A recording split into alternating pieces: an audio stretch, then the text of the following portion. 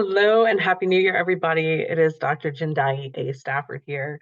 And I just wanted to jump on here to share some information with you guys just to kind of help your new year get started on a good foot, on a good note. So I really hope and pray that everybody's new year was safe and just I pray that you guys have a blessed new year already going into this first day.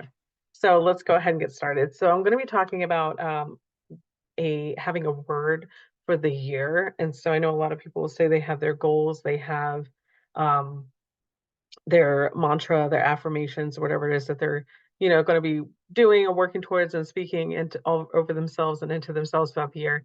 But for me, I have found it to be very helpful to have a word for the year, and I will explain why um, after I kind of give a little background story. So I actually shared this in church yesterday. So for about 7 years now, I have had a word for the year. And so I would just have one word for the year. And then with that word, I would find scripture to go along with the word to just kind of really help me reinforce that word. And then I would also create affirmations around that word. Um, so I've had words like uh, power, trust, like those are words that I've had in the past. And then I'll talk about my word for this year, which was a little bit of a struggle. So going before, obviously before 2024, because here we are on the first day, but going into 2024, I just knew for sure that my word was going to be consistency because that was something that I was kind of struggling with. Like I was doing really good that first half of the year. And then it's like after car accident, like things, I was just really not consistent at all. And I know like I had some consistency issues the prior year, like 2022, I was doing really good that last half of the year. And then like go into 2023 and like I don't know, February kind of trickled off after doing it since like June of 2022. So I don't know what happened there. So I just knew for sure that this year was going to be consistency. I just knew that was going to be my word. And in my prayer time and seeking, because for me, again, this is just a personal thing. I always like in my prayer time would go to God. I'm like, what is my word? What is my word for this year? And I just knew it was consistency. And then I would hear God say, that's not the word. And I'm like, what you mean? Like, what do you mean though?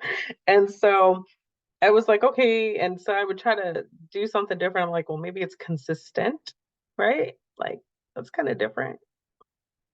And so I was trying to like work on the word consistency, consistent, trying to find scripture for this to help me, again, reinforce them, trying to build affirmations on this. And there was absolutely nothing that was fitting or working. And it did not sit right. It did not feel right. And I'm just like, okay, well, whatever.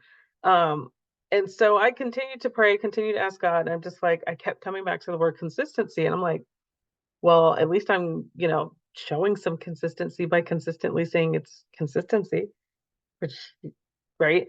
And so I could like in my spirit, I'm telling you guys, like I hear an audible like, oh, from God, like my child, she's just not getting it.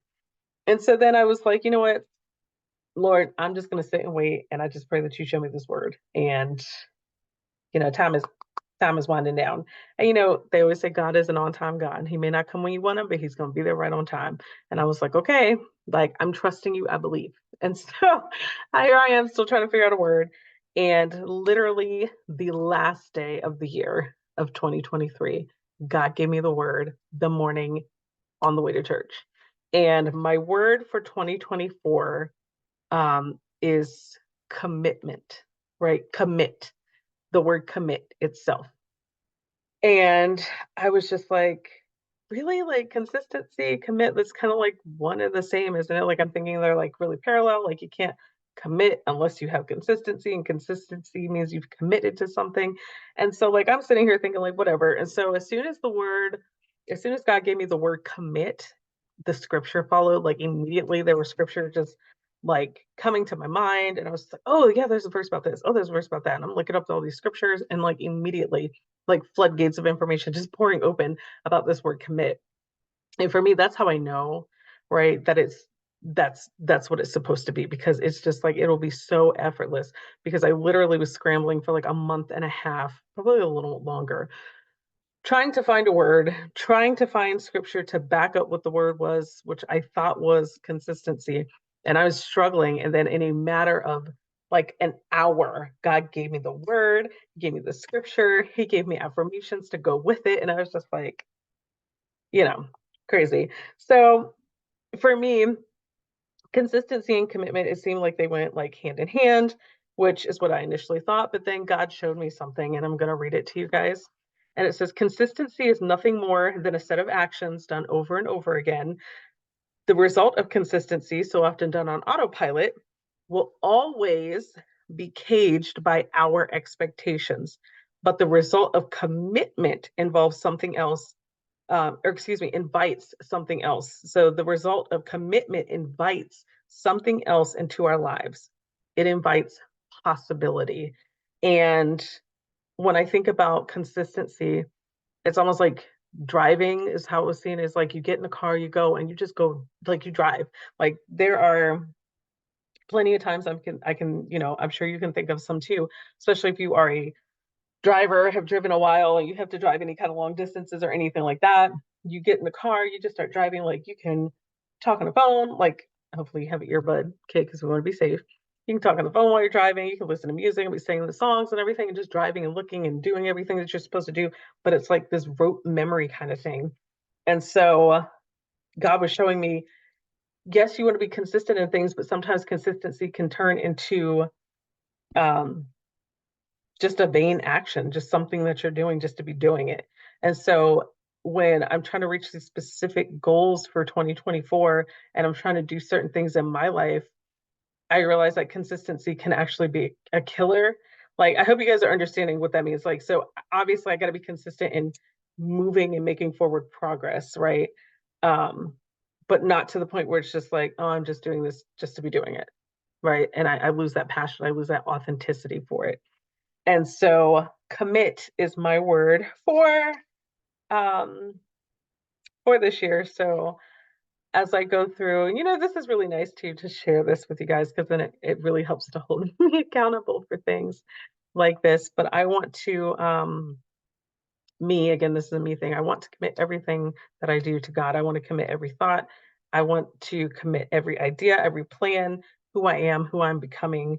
I want to commit it all to God. I want to be committed, not just to God, but when I say that I want to be committed to God, I want to be committed to God, but I want to commit everything that I'm doing um, to Him. I want to bring it to Him. Every idea, every thought that I have, I want to bring it to God, and then allow Him to just lay out the plan, right? Because when He lays out the plan, it's so quick and easy, as we saw, like a month and a half plus for me to try and figure out a word, get scripture and affirmations with it, versus His timing, where it was an hour and it was like pouring out. Right. So that's what I mean. Because when I commit to certain things, when I have these certain things that I commit to God, then He gives it back to me. And then it allows me to take it and do what I need to do according to His plan, so I can get it out to everybody who follows, listens, and learns from the things, my experiences, my expertise, all of that. And so I want to say that, some people have asked, why is it important to have a word of the year? And so here's what I have to say about that. This is coming from a colleague of mine. Her name is Nicole McLaren Campbell. So Nicole Campbell. And it says, um, and it was absolutely right. So she literally like, summed up everything that I could have said about the importance of having a word for the year. So one is to help focus your mindset and energy and action. So if you have that one word in your that's going to be the focal point for your mindset, your energy, and your actions for that entire year.